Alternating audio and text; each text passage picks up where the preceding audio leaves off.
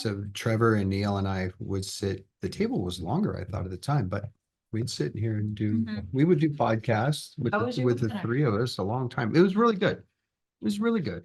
Oh, were you just on a webinar with Niels? No, I wasn't on with Oh. Neil. I was on with another, it was mortgage professionals is what it was. You guys, there's a dude here. We let a guy be in our presence. Yes. Hey, Mike, I got a question. It's momentous.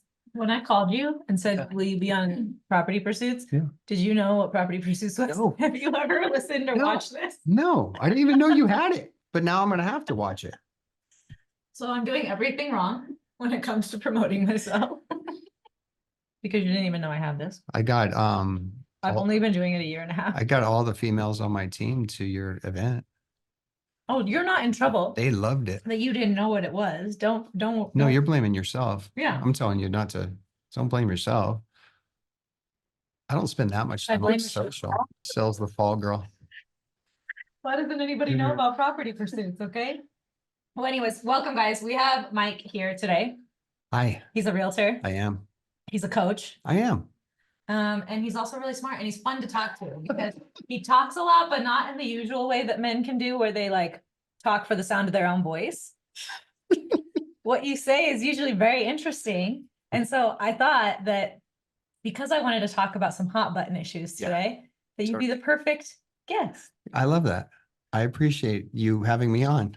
And you have- I'm a little nervous. Oh, why are you nervous? Well, I got to be 'Cause of funny. Sandy? She makes you Yes, uncomfortable? Sandy's very Sorry, I have that effect on people. intimidating, I would say. We put this slide first for you. Look at that. So tell them about Look this. at Neil. So, No, Look at Neil. What about who's next to him? well, I mean, that's what you do. You put the intelligent, pretty person right next to the one everyone knows. That's what you do. Are you getting All right. nervous So, 'cause- so I've got a coaching company that I started with a bunch of friends, and they're highly successful. They're great coaches. And the idea was, we didn't want to just be here's how you make more sales. Here's how you make more money.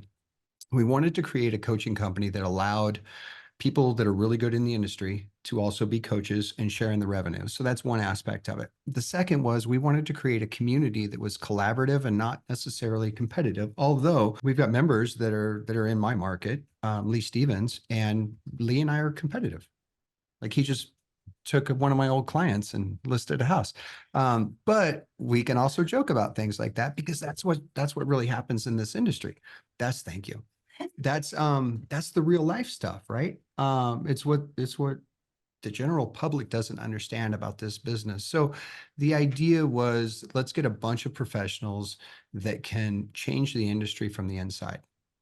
And not just make it about the money, but make it about the state that you're in.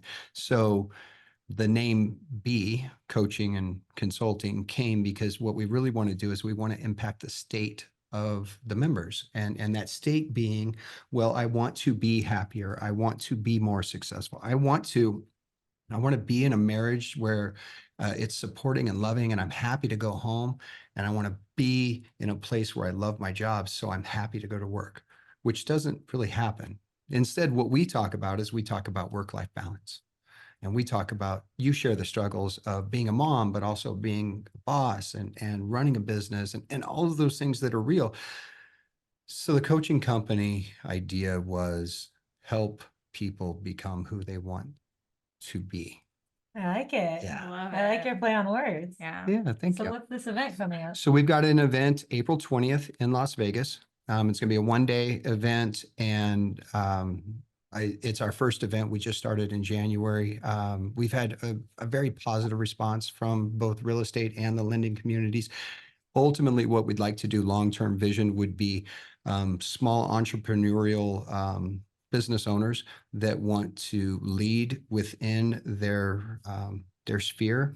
So guys that run HVAC companies, attorneys, any financial advisors can come in, can go through a program to learn to coach, and That's really then cool. and then they can have people sign up underneath them. So our group in total is called the Hive. It's where we all get together and we make the honey. that sounds silly, but the idea was I want to live in a world and I want to go to a job that provides not just financial, but mental and emotional support. Like I want to, which is why I like to do things like this. I like to engage with other professionals that aren't just here to make a buck, but are here to make a difference. Well, I know you don't follow me, and that's why you didn't know about property Let's pursuit. talk about property But pursuit. everything you just said is very in line with what we do with this webinar, because you're lifting people up with your hive, with these events, which by the way, he's offering, you can use this QR code to sign up for the event with a special discount from Mike. Yeah, special discount and tons of networking and hanging out. And yes, the event's going to be mind blowing and they'll leave with tactics and they'll leave with a clear vision. But ultimately what I found, and I think you can attest, is that when I go to events like this, I end up meeting somebody that has a positive Moves the needle in your impact. business. That's it. That's it. Be involved. It's community, just Yeah. like what we're doing with property pursuits. So for anyone who's here for the first time, or also for Mike, because he's here for the Yes, first time. First time. What we do on property pursuits is we give you a market update on what's happening with the economy and why it would be important to you if you're in the market to buy or sell or start investing in real estate. So we always start with an economic update. I'm doing that just for Michelle so that she can edit it out. I have this new strain of Ebola and AIDS, and I've had it for about a month and it won't go away. But given that it's AIDS, it's not airborne. So Yeah, no, don't no. worry. Anyways, we do an economic update. We talk about how it should impact your strategy right now. We started this last year and we did it monthly because what Sandy and I were seeing, like work for buyers in the market, was changing that quickly. Very quick. Within a couple weeks, you had to like do new strategies. You had to adjust, you had to be agile. Yes. So we figured we'll update everybody. We always share some pointers and some success tips, and it'll be fun today because we're going to talk about hot button issues, Yes. which is my favorite thing to do. But before we do that, Okay. I got to update everybody because it's the jobs week. So we talked about this at the beginning of the last webinar. This big jobs number that comes out once a month, it's a bit annoying because they'll come out with this big flashy headline number. And then quietly the next month, they'll revise it down. And I'm Correct. not talking about revising it down like 5,000, 10,000 jobs. They'll revise it down somewhere between like 50 and 100,000, which if that number had been accurate in the first place, the market reaction would have been completely different. Correct. We got a little bit of a teaser on it. What we'll see Friday, we got the ADP numbers today. And so that's sometimes can be a preview of what the BLS jobs report is going to show. The numbers came out today, 40,000 jobs higher than expected on ADP. So should we be bracing for a big jobs report Friday? Why would you care if you're in the market to buy real estate? If the jobs reports continues to show that the economy is doing really well, then the Fed is okay to hold rates higher longer because we're not headed to a job loss recession. Correct. And inflation's still strong. Yeah, so they need to tackle it, and so they can keep rates higher because that's the only lever they have to pull. So they watch the jobs market very closely, and as a result, everyone in the real estate space watches jobs very, very closely to see what's going to happen. If we get a hot number on Friday, we could see interest rates react negatively because it would mean that the Fed can keep rates higher longer. Powell actually just spoke on it this morning. Yes. And he said, I mean, he's had this stance of higher for longer. Rates are going to be higher for longer than people want. This morning, he did admit, though, that there's danger in keeping rates high too long. Yes. I want to ask you, what do you think? Well, that's What's the really danger in neat that the keeping head it? of the whole thing just figured this part out. He also said they're not a political institution. He reiterated that. We've talked about the conspiracy theories here with the election and what we think would happen. Why would he feel the need to say that? If it wasn't a concern, Right. it is a good point. Well, and why would you feel the need to create the narrative that the job market is really strong if it wasn't? Well, do you think it's not? I don't think it is. What do you think, Sandy, when you talk to borrowers? I mean, and my friends too, I don't think it is as strong as we're thinking. And a lot of the job creations are in part-time positions. and So we're government. seeing people underemployed, government. So there's an underemployment, and I know personally people who are losing jobs. So I don't think it's as strong as. And We people might who be are led having to to hold believe. down 2 jobs. So then they get counted in that report twice, Correct. Yep. but they're having to hold down 2 jobs just to make ends meet. Right. Yeah. Well, That's it. and the double counting of if somebody posts a job here, but it's remote, so maybe it's posted in 50 states, but it's one job. Yep. Right. So it's manipulation of the data for a reason, then you have to ask yourself, what's the reason? And if it's not politically motivated and the Fed is not part of the government, because it's not, and the only entities that really gain with higher interest rates are financial institutions, and you're choking out the middle class and the lower middle class and the poor. I mean, are you really doing what's in the best interest for the people? One might say no. One might say no, because when they held interest rates really low for a really long time, was that in the best interests of the people?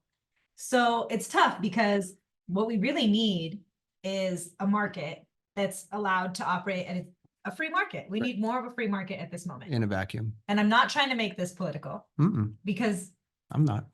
where I stand probably politically doesn't always tend to lean towards a free market. But in this situation, what we need is 5 seconds where the Fed isn't stimulating or stifling our economy so aggressively, which is all they've been doing really since 2008, is either pumping us with sugar or then aggressively taking interest rates up in the sharpest manner ever known. Yes. And letting the market react to that. They always have a knee-jerk reaction. Right. So what I'm trying to predict is not what they're going to do next, but what's going to be the next knee-jerk reaction. Right. Like, what number comes out that makes them have a knee-jerk reaction, and then they will cut rates fast, probably, because they never let anything sit. I would agree with you. We'll see. But the reason this matters for you guys, if you're in the market to buy a house, is that the jobs numbers that come out will impact interest rates. We had talked and hoped that this year would show a gradual decline in interest rates. It really hasn't. It's kind of been a bumpy road, but they've stayed higher than we thought they would be at this point. So my advice, as always, is don't try to time the market. Don't try to catch a falling knife. Stay in the loop on what's happening with interest rates and what the forecasts are, because, for example, if you went into contract today, this information is important to you on whether you're locking tomorrow or you're floating into the jobs report. And I would connect with your lender on that and make sure you have a strategy. Other than that, guys, all this information is just to help you understand what the headlines are about and how much they really will or won't impact you. Now, something that's definitely going to impact everybody Yes. is This is my stuff. ending our lawsuit. So if you live in a hole, I doubt there's anybody on this call who hasn't heard what's going on, but maybe somebody who's catching it later. Let's just fill them in. Okay. What happened? Well, the National Association of Realtors has had a monopoly on homes going on the market. And one of the criteria that members like myself, who are realtors, members of the NAR, when they list a home on the MLS, which is the marketplace nationwide, and it's a bunch of individual MLSs, like we have SNR here in Reno. We also have Incline Village. So they are specific to a geographic area. We have had to offer a commission to the buyer's agent every time we list a home. It was a condition. You could do anything from $1 to a percentage. You couldn't put 0. And that is the crux of this lawsuit, which was, it's not fair to the sellers to have to pay for buyer representation. The irony is that most sellers that own homes used a buyer agent when they purchased and took advantage of the program then, but now all of a sudden it's a big deal. They don't want it shared. So There's the whole pay it forward of this thing where this is what's being, well, that's exactly it, which was you benefited from the program when you were a buyer, and now you don't want the same obligation as a seller. That's what's being sold to the general public. And what it's doing is it's creating this mass hysteria of, and just so you guys know, real estate agents are tightly controlled by MLS, by NAR, of what we can say, what we can't say. Number one, negotiations have always been in place for commissions. So sellers could always, and most of them do. New York Times comes out, I believe it was New York Times, it came out and said, the 6% commission is dead.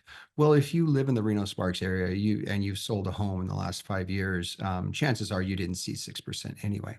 But that's what they're projecting out to the general public to get them excited. I believe that this is being presented to the public as the public just won, but I believe that in this conversation, you'll see the true effect is going to hurt buyers, and not just all buyers, but more importantly, the buyers that need representation, and they need that representation covered without them coming out of pocket the most. So I see it as them bringing everything to light in that, yeah, commissions are totally negotiable. But I don't think this addresses anything other than hurting and in some ways debilitating VA buyers that don't have the cash to pay for representation. And those homeowners that even in a market where you've seen prices go up so much, they've scraped together 3.5% to do an FHA loan. They need the seller to contribute their closing costs and they can finally get in. And this lawsuit's basically saying, okay, if you're going to go look for a house, you have to sign an agreement with a real estate agent. And the first thing in that agreement is how much are you going to pay them? So there's a big difference between what's being projected to the public and is getting their buy-in, and then the true effects of what's going to happen. And that's what worries me in this whole thing. The purpose of this webinar always, whether there's big news or not, is to tell you what to do with the information. Yeah. And so that's what we wanted to hone in on, was the buyer broker agreement, Okay. because that is what the buyer needs to know Yes. about this, because they're going to become much more regular. I mean, Like- they always existed before. They're not new, Correct. but it's going to become much more common practice for every buyer to sign a buyer broker agreement. And we want them to know what red flags to look out for, because you're spot on that all of the coverage of this, all of the noise on social media has been very much about realtors. Right. And it's bummed Sandy and I out because the real impact is on buyers. Yes. And that's who we already feel like are squeezed. I mean, Yes. when you talk about affordability and its impact on mental health, we'll get there, but it's tough. And we see it every day. We're on the front lines with people, and we're the ones who get to tell them whether they qualify or don't. Yes. And so we want to give them information on how they navigate this. And there is the chance that it doesn't change that much, right? Like in Right. Seattle, it's been like this Right. for years. And I think that the way we're going to see this play out is that I don't want to say status quo. But what I'll say is real estate agents will have three ways to be compensated on the buyer agent side. Number one is if a listing agent takes a listing and offers a buyer's agent commission. So the way we're doing it now. Okay. The only rule that is really impacted is the listing agent, which I list a lot of homes. I can no longer put a percentage or a dollar amount on the MLS. I just can't put it on the MLS. There will be a place I can put it. I'll be able to advertise it. So the seller will still be able to cooperate with the buyer's agent. That's number one. And that's probably going to be the overwhelming majority of the way it goes forward, because all studies show that people that offer out the buyer agent commission end up selling their house faster at a higher price. So it benefits the seller as well as the buyer. No harm, no foul. I totally lost where I was going with that too. I got so into. Sandy will save you. Three ways the agent can get Oh, paid. thank you. I got appreciate you. it. She's really Surround listen, guys, surround yourself with women that can keep you in line. That's rule number one. That's why I Your vote Sandy. your spouse is the best choice you could ever make. Way number two that a buyer agent could be compensated is a seller, even without offering out a compensation to the buyer broker, they could ask for a closing cost credit. So my buyer could buy your home. I could say, the buyers agree to pay me 2%. Are you willing to give me a credit for 2%? Totally fine. And according to this proposed lawsuit, that would be fine. The third way is that the buyer comes out of pocket as a closing cost and pays the agent directly. But I would bet you the majority, the first 3 to 6 months will be a little shaky. But I believe that the professionals in the industry will reinforce the fact that shared cooperation is the way to go, and it's easiest for everybody. That's why listing agents will, I think, bear the brunt of this, Yes. because a lot of them were posting on their high horse that this is why I built a business around listings. I'm like, actually, you're the one who's going to get to have the tough conversation with every single seller that they need to how they need to market this property. Right. But I digress. The buyer broker agreement, Sandy pointed out, I think the biggest tip on these things, and then I want you to go into specifics. But Sandy was like, pay attention to how it's presented to you, because Mhm. that's probably going to be the biggest red flag of all. Yeah, I mean, your agent is going to be the one asking you to sign this, and they're also going to be explaining what it is. So how do they explain that to you? Are they clear about what you're agreeing to and how that's gonna, what what 3 options you'll have to pay them upon signing and the length that it's in effect. So are they explaining that to you? And do you feel like, you're signing this contract with them? Do you feel good and like it was a transparent conversation? Right. Because if so, you probably don't need to worry about any of the red flags that Mike's about to go over, because they're not that kind of agent. If they're sliding it in between a bunch of other documents and having you sign it really quick, then there's probably things you need to look for. But if they are laying it out in front of you, explaining exactly what it is and walking you through it, then you could probably disregard the next 5 minutes. But on the off chance that they're not one of those, what are some of the things that buyers should look out for in this agreement? Well, number one, and I learned this from the listing side, buyers agents haven't necessarily had to prove value. They haven't had to say, these are the things I'm willing to do. Buyers agents, and I'll speak from myself. Let's not project it over everybody, because I'll have realtors, how dare you? But I have had times where somebody says, or they email, text, whatever, I'd like to see this house. Great. What time would you like to see it? I mean, this has been standard practice forever. Meet at the house. It's a chance for us to build a little bit of rapport. I can ask some questions. What are you looking for? Where are you coming from?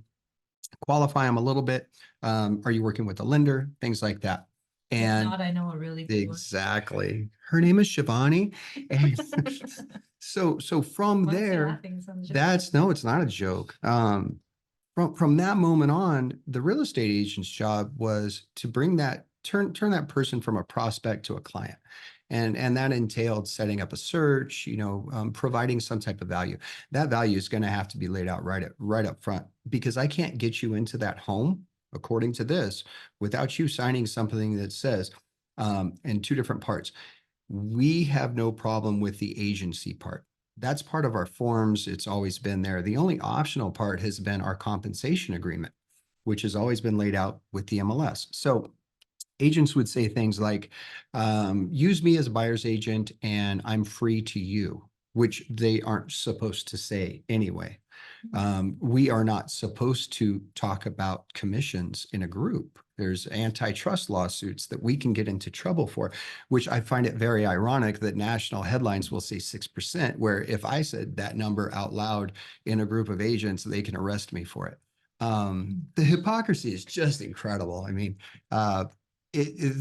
what's going to happen, and if I'm a buyer after July, because this is supposedly, let's assume that they say, yes, we'll ratify it. This is the law of the land. Now, local MLSs will adapt their forms a little bit. They'll change the way things are going to be done, and we'll figure all that out as we go. But It'll take some time. it'll take some time, and there'll be some growing pains. But buyers are going to have to understand that they need to interview agents before they raise their hand to see a property. That's going to be the most important part. Have you ever gone to a car dealership?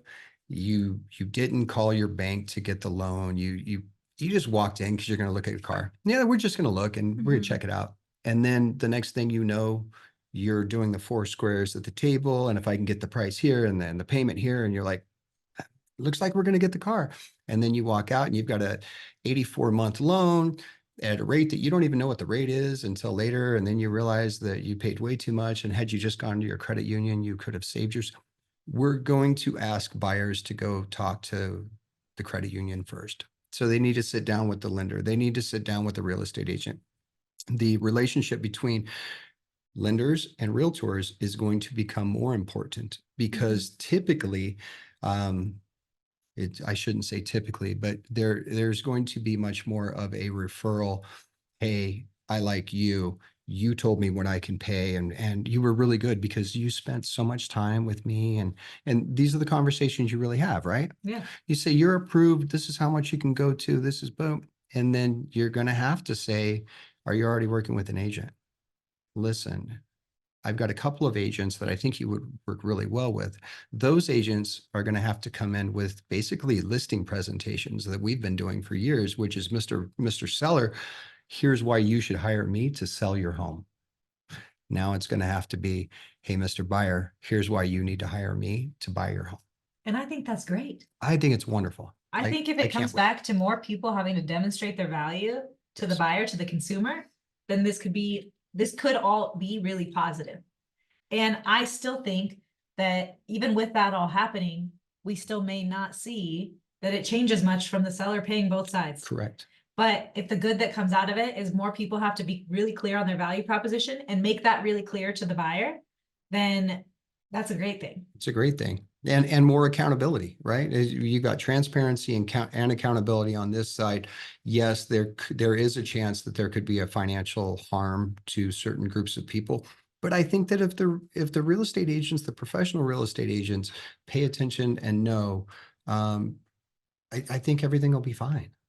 You'll get a little bit of rate compression because you'll get agents that say, hey, I will, because assuming you'll be able to advertise your rate, you'll get agents that are desperate, especially in this market, saying, hey, I'll work for cheap right now. Like Mhm. I won't, but There'll be there agents will who be will some do. that do. Yeah, it's just like if I had a root canal, I can go to my dentist in Sparks and I'm going to pay 1,700, but I could also go to Mexico and I can get it done for about $400, right? I mean, it's kind of a Medical silly, tourism is a dangerous thing. it I just is. researched it with plastic surgery. It's not a good idea. Let's talk about passport bros. I don't know what that means, so I'm gonna. Oh, it's a different. But wait, you didn't tell, so Decision. you need to look out for, in the interest of time, I'm spelling it Yeah. out. You need to look out for the length of how long this buyer broker agreement Correct. is. You need to look out for what they're asking, their percentage be, because they may list it as 3, and then if the seller's offering 2% to the buyer's agent, then you would be responsible for that 1% difference. The inverse is not going to be true. The inverse would be that the seller is offering 3%, but the buyer broker agreement's for 2%, then the agent is limited to the buyer broker agreement. So whatever is on that buyer broker, this will keep agents from saying, hey, sign this contract that says you're going to pay me $1. But if I'm a good negotiator, I know I can get more from the seller. Well, they took that away. And they said, whatever's on that form needs to come in right with the offer. Yeah. That's how much you're going to get. But Whoa. agents will still have the ability to offer a compensation for the buyer's broker. They just can't advertise it in the MLS, and the MLS is going to change, I believe, their internal reporting so that listing agents have to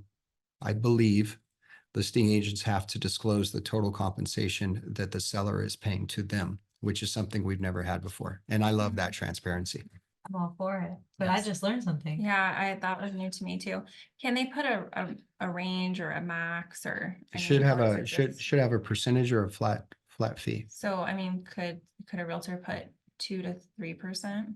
Mm-mm. No. Has to be it has specific. It needs to be, it needs to be a document that's handed to an escrow officer, and the escrow officer looks at it and says, the question is really going to be if a buyer has just enough to close and they don't have the money to pay for the agent, and the agent is not getting compensated through the transaction, and the agent brings that buyer broker agreement to the title company.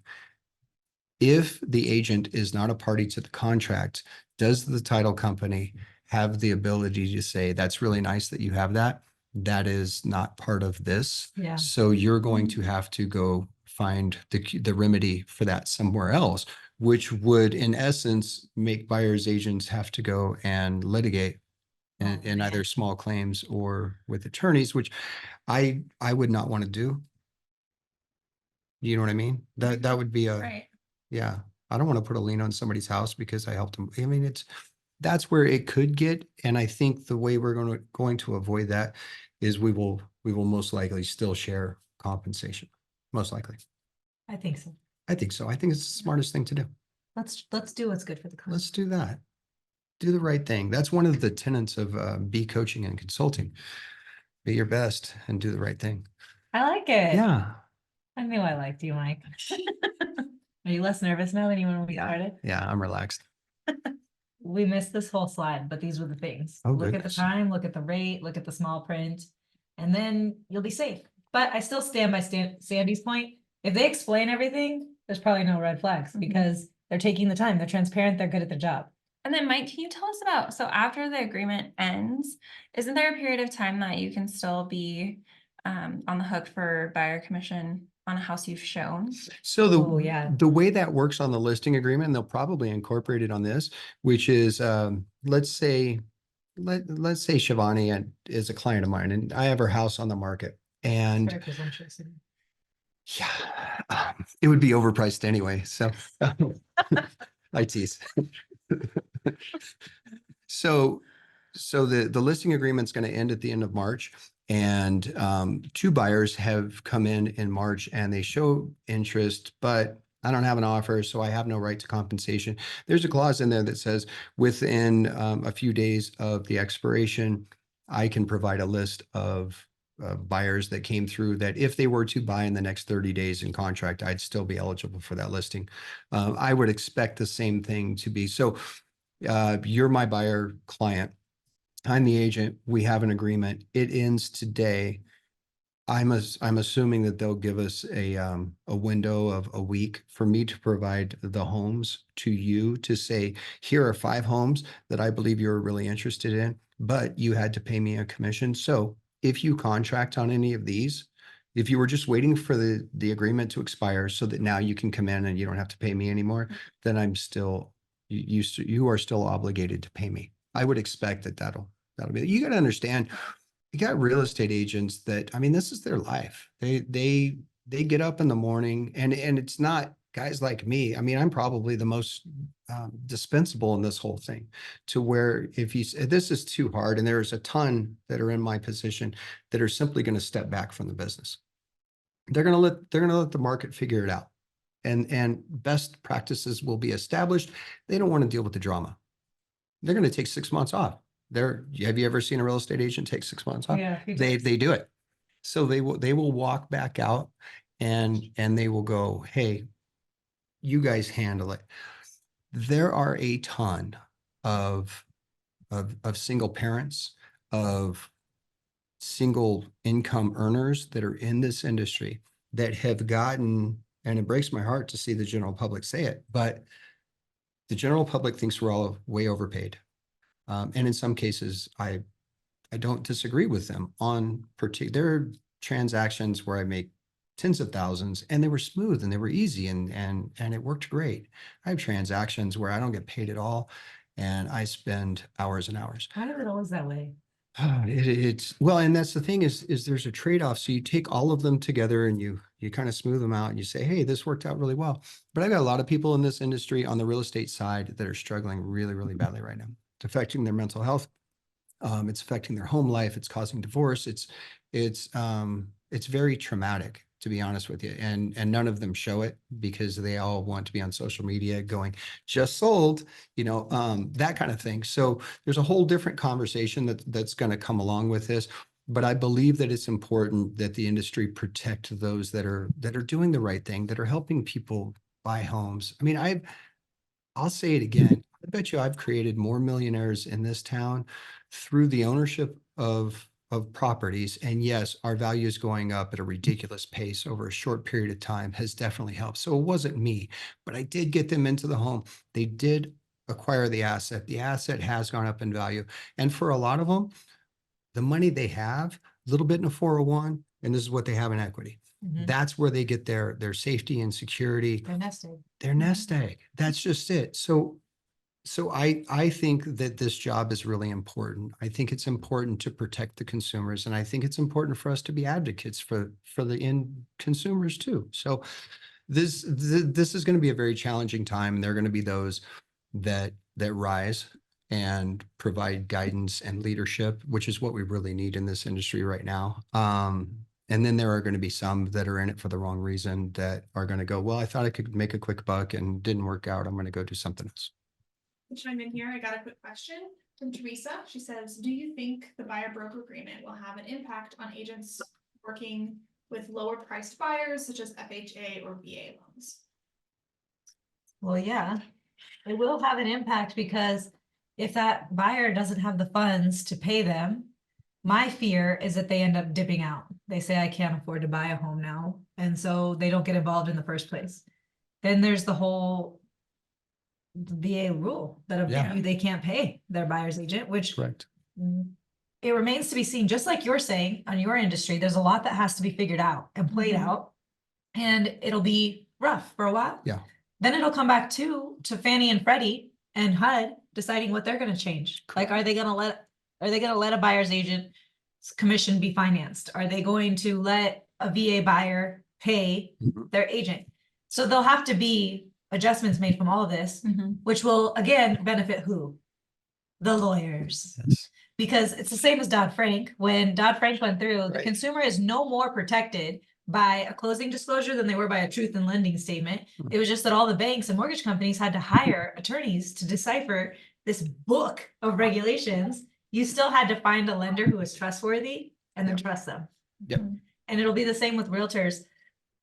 What you're saying resonates with me a lot about the mental health of our industry, because you do see, I mean, all last year, all the memes were, if you know a lender, check on them, because we were having a really hard time. Yeah. And it was, interest rates were terrible. The changing guidelines were terrible. They rolled out a new freaking 1003 on us in the Oh. middle of this. Like, Yeah. it was brutal. Ah, Ah, No, yeah, you didn't don't live bring it, but don't bring that up. I don't want to talk about it. Right. now you guys are having a Right. hard time too. And what I hope is that it becomes a more collaborative space where we support you guys, you support us, Correct. and we all do what's best for the client because we all have this common goal. Yeah. And what we coach our real estate agents and our lenders is that if you are in a relationship and I have, you know, a couple of LOs that I refer to consistently based on the client, who the client is, personality type, things like that. And if you're an LO and you have a couple of real estate agents that you say, hey, if it's a young couple, don't have any kids, I give them to Nava because, you know, he just had a baby, you know, things like that. That's real life. I need to know what my LO's value proposition is, what it is they're definitely going to do for the client, so that when that handoff happens, they go, oh, Mike told us that you'll make sure we be, and the inverse is true also. It was about customer service always. Yeah. We used to tell you guys like they told you in real estate school to give out 3 names. Well, I guess in loan officer school, they're still telling us like, make sure you shop your buyer's agent. Yeah. But it's not like that. That's not the goal. In reality, what you said is what matters, is that you match them with the right person. And then they feel like their whole team has their back. Totally. Totally. Can I drop a conspiracy theory on you real quick? Yeah, why not? Is that okay? Yeah, Do you mind? no.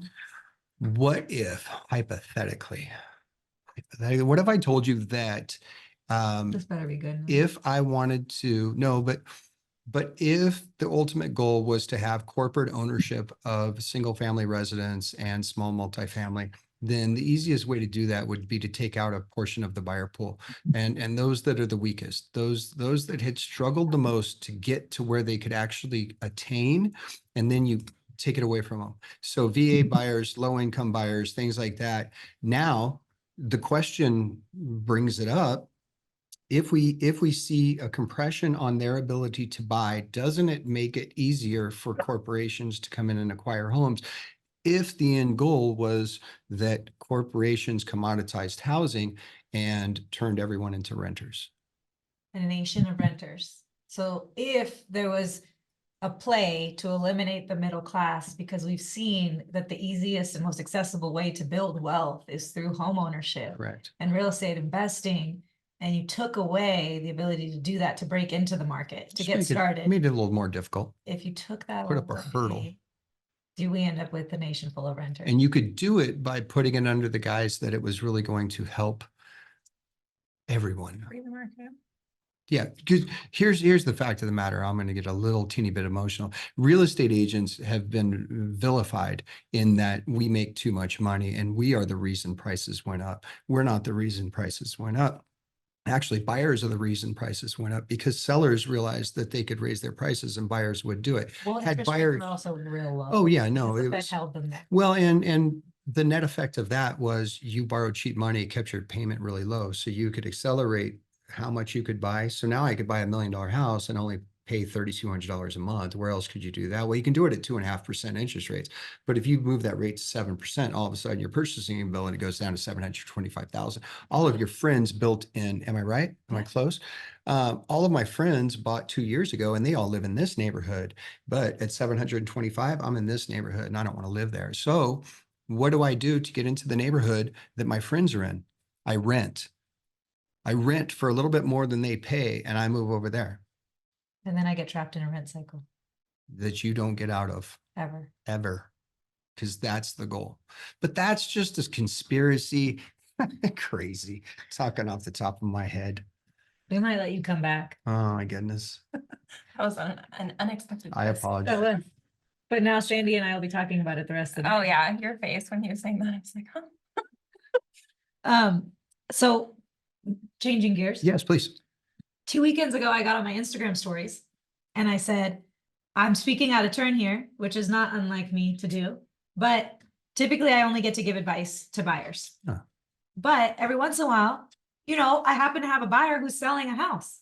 And so then they will ask me, hey, my realtor thinks I should list my house at this price. What do you think?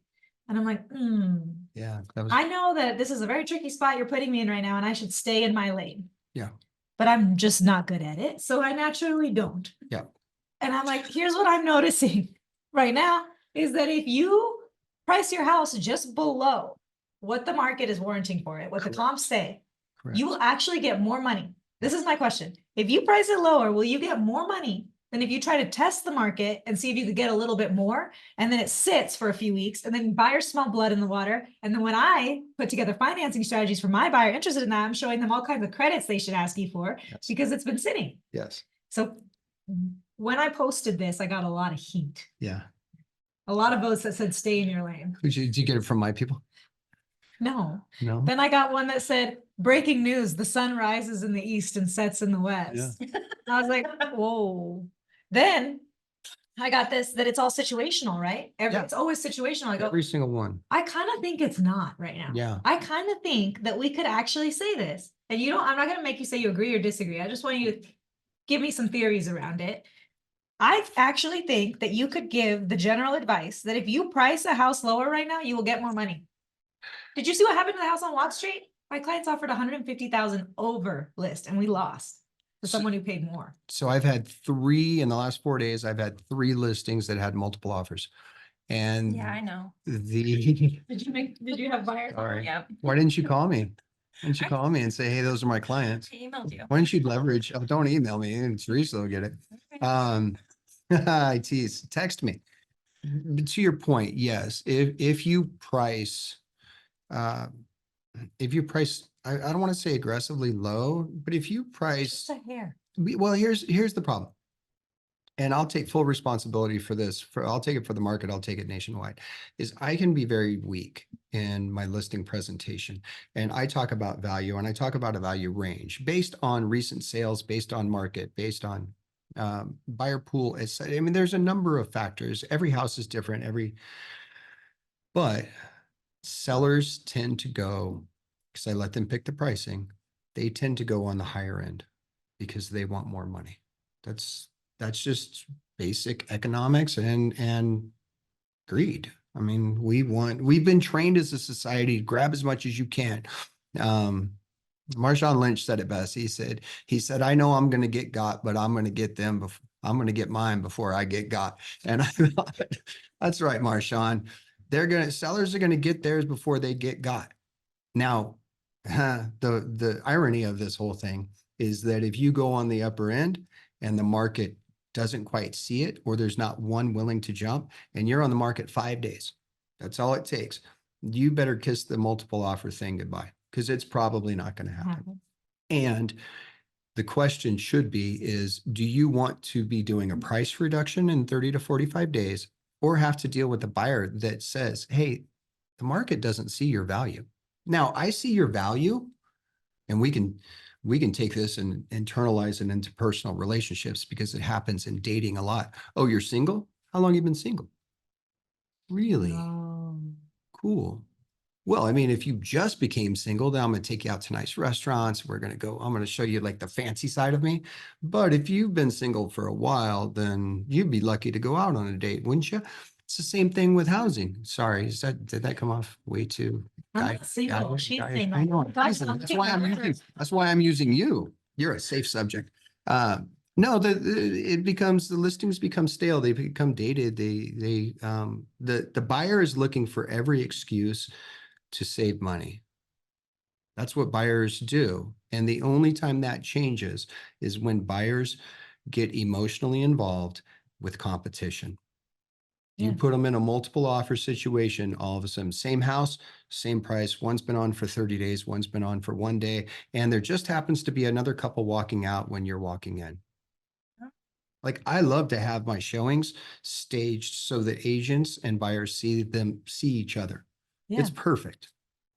But if I've had a house that's been on the market for 30 to 45 days in a market like this, it's overpriced. If it's getting showings, nobody's writing offers, it's overpriced. If it's getting low ball offers and nobody's coming up to the value, it's overpriced. The longer it sits on the market, the more opportunity the buyer sees in reducing price, asking for concessions. So it is always in the client's best interest when they sell the house to present it in its best possible light. Sometimes that means painting, cleaning, straightening up, staging, things like that. Make it look as nice as possible. Take excellent photos and video so that as many people can see it as possible. And that out of that buyer pool, bring in the people, price it appropriately. Doesn't have to be crazy low, doesn't have to be crazy high, but it should be within the realm of those buyers seeing the value, because that's your best chance to get it done quickly and for the highest price. So if you're a seller listening to this, I would take note of all those things just said. If you're a buyer listening to this, I would take note of it in reverse. If a house comes on the market and it seems like it's priced a little low, be prepared that weekend for there to be a bidding war and for you to have to put your best foot forward, run your numbers with your lender in advance and get ready. If the house has been sitting for 10 days, not to say you won't end up with someone else being interested at the exact same time as you. Sure, it does happen. It just happened. A house was sitting for over 100 days and all of a sudden 3 offers in 1 weekend. Which speaks Boom. to the point I wanted to close this. Warms my heart. It was really Sorry, but it interesting. does happen. Yeah. Yeah. It happened. I have a client who got into contract this weekend too. They were interested in a house in Arrow Creek that had sat. And then the day they wanted to make an offer on it, somebody else came in. The other people won. They got their offer in like 2 hours before us. Yeah. But they fell out. So now we moved up. Good. Which Nice. if you were on last month's webinar, you know what we're talking about with backup offers Yeah. being worthwhile. Backup offers are definitely worthwhile right now. Okay, but I wanted to close that out. You brought it perfectly, is that so my brother has this friend. I don't know if you've heard of him, Ryan Serhant. Yeah. He said that when you go to list a house, you think you're the magic and you're going to be the one who sells that house. Beyond doing the basics of what's required, good photos, good Yep. marketing, everything really top notch. Other than that, it ain't you. No. It's luck. It's the right buyer showing up with the right amount of money. Yep. So again, take all of what we're saying with a grain of salt, because it is truly comes down to the right buyer appearing with the right amount of money at the right time. And that could happen after 100 days and there could be 3 of them at the same time. Yeah. Strange, but true. So you guys don't have to wait every month for this webinar to keep in touch with Sandy and I. Mike's also on Instagram. You can follow him too. But stay in touch with us. And we'll keep you in the loop. We put a lot of work into creating up-to-date content and tips for you on our stories and our reels. My handle is at Mike Wood Team. Yeah, follow him. Very original. We like him. Now, Sandy just wrapped a class a few minutes Yes. ago about Home Simple. And every time I've been pushing this on socials, I get a couple haters. Typically, they're loan officers who don't work for All Western, who want to know what the catch is with our program. Oh, yeah, because you're bait and switching people. Is that what you're? That's not our style. We don't have time for that. I don't think anybody does, but it's funny. Okay, tell them about the program and then tell them what the catch is. Okay, guys, it is amazing. It is a game changer. So this program was designed to give our clients and referral partners a leg up in a market that we just talked about is becoming increasingly competitive with people going over list. Anyway, so this program is designed to, it's a cash program. So we purchase homes in cash and then resell them to the client. So this can be done, the most competitive way to use it is we call it a forward purchase. So basically you get pre-underwritten with the Home Simple underwriter, and then we're good to go. We start making offers on your behalf where we're the buyer. Home Simple LLC is the buyer. Yep. So we submit the offer with, the realtor draws up the contract, same way. But now Home Simple is the buyer. There's only one contingency, inspections. Okay. But it's a cash offer. So we can close in 2 weeks. Boom. That's it. Done. We bought your house for cash. You can Nice. eat it with cash. I got some listings you can buy. Now you need the. You just need to give us the Yeah, buyer. gotcha. Yeah. Okay. So we just get the inspections. We want to make sure that you as the client are comfortable with the inspections. We also look at them and make sure the house is in decent shape. We're just looking for big things, right? The foundation's not cracked in half, the roof isn't blown off, stuff like that. You look at the inspections, they look good. We look at the inspections, they look good. Boom, we close. The beautiful part of this, specifically for people who already own a home and were considering writing a contingent offer, Yeah. is now they don't have to. You can live in your home until we close on the new one. You'll list it right away. I mean, ideally it'll just sell and we In the won't normal have to fashion. If you price it right. if you price it right. So then once your house sells, a couple weeks after we close with the seller, we're gonna sell it, the new home, back to you. So you can move, you can rent it from us, and then when your house sells, you have your equity freed up. We'll go ahead and close a new purchase loan. So And you slept the whole time. yeah, you The weren't whole you weren't month. homeless, You you weren't weren't freaked stressed out. out. You didn't have to move in with your in-laws. You didn't have to get an Airbnb You moved into the new home and rented it from us. and then you rented it, I rented it from you. Yep. And then I go back to my house. I have a home inspection done. I have everything fixed and cleaned. Then I have the walls painted. I have the flooring changed. I do a flip basically, so I attain maximum value. And then I take that money and then I come back and I go from a renter to an owner by purchasing the home back from you. Yes, 100%. He's What? he's saying Flipping? he's saying when he went to sell his house that he was leaving Yeah. his departing primary, he did Yeah. it properly. He didn't half-ass it because Yeah. he was under stress. He updated Right. it. Yeah. He made it Yeah. nice. He fully moved out. He removed personal items. He let people walking through there see fresh paint, clean carpets, envision their family there. Yeah. And so then you get top dollar on that side. But the cool thing is when you bought using Home Simple Forward, you got to negotiate the shit out of it because Right. you were a cash Cash buyer. buyer. Mhm. I love that. Even though you're getting a loan, you can get a zero down VA loan. You can do 5% conventional. So, I mean, Because that's the Hmm. point of this. We're Mhm. trying, so a lot of people have rolled out cash programs in the market. You might have heard of one before and then thought, I don't care about this because these things are a nightmare. Yep. This one is not because we're doing it because we want to do more mortgages. Yeah. It's facilitating us closing more mortgages. Yep. That's the goal. So you just have to qualify for a mortgage and then we help you do this. Yeah. Oh, smart. Yeah. And the fees are Beat really out some of those reasonable. institutional investors. Mhm. We're That's it. taking it. We're taking the power back. Well, and you're becoming an institutional investor because institutional investors do buy fix and flips. And the easiest fix and flip is somebody that the condition of the property is less than suitable, but they don't have the money to do the fixes. So they put the house on the market. The house should be about 800,000, but I mean, you've got urine stains all over the carpet. This is real life. I see it all the time. You walk in and go, "Whoa, that's ridiculous." Mm-hmm. I looked at one last week. They had it at 475, ended up going somewhere in the high fives, but it was a $700,000 house. It needed a $75,000 worth of work. So if the owner could have done that, put the money into it, they would have realized the gain of it. Like if homeowners simply maximized that home, they would get top dollar. And flippers are hating the fact that I'm saying this right now, so I don't know why I'm saying it. Because Never mind. all you've done today is take a new turn on things because we didn't even think about this program for fix and flippers. Yeah. And now you've added another layer. This is all I do. All I do is live in this world, in this little real estate, mortgage lending, all the ancillary businesses. It's what I do 24 hours a day. It's where I find my joy. And anytime there's something, a new tool that comes in that Mhm. says, "Hey guys, listen, did you ever want a situation like this?" I mean, I got clients that this would be perfect for. They got some cash, but they can't get out of their house. They live in their house and they don't have, they have to sell their home to buy the new one. So that house has to close. They don't have the time to get the house empty, change the stuff. Even if they had the money, they don't have the time to do it. They can't close on the first one without selling the primary. They need the contingency Sorry. queen. Yeah. That's what I'm saying. Yeah. So cool. Yeah. I learned something too. Okay, so you Here's went all the over things. forward, now go over backward. We kind of already went over contingencies. Yeah, so again, it's a contingency removal strategy, but the cool part is you don't have to already have a home to do it. You can be a first-time buyer and still get the power of cash. So really anyone can use it.